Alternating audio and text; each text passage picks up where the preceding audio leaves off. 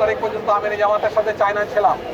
চায়নার সরকার আমাদেরকে দাওয়াত দিয়ে ওখানে নিয়ে গেছে এবং তারা সর্বশেষ দিন তাদের ভাইস প্রেসিডেন্ট একটা কথা বলছে, এটাই আপনাদেরকে শোনায় দিই।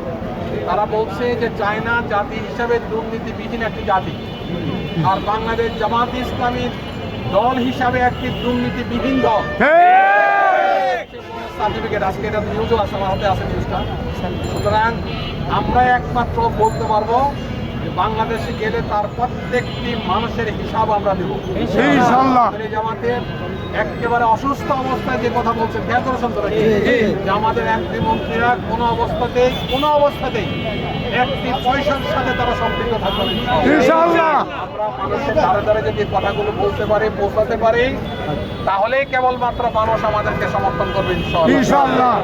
আমি যে শেষে একটা কোরআনের আয়াত বলছি, খেয়াল আছে আপনাদের? ইন্নাল্লাহা লা ইউগাইয়িরু মা বিকাওমিন হাত্তা ইউগাইয়িরু মা বিআনফুসিহিম। কোন জাতি, কোন দলের কোন অবস্থার পরিবর্তন করবে না যদি সেই দল, সেই জাতি তার অবস্থার পরিবর্তনের জন্য কোনো চেষ্টা না করে। আল্লাহ আমাদেরকে তৌফিক দান করুন। আসসালামু আলাইকুম ওয়া রাহমাতুল্লাহি ওয়া বারাকাতুহু।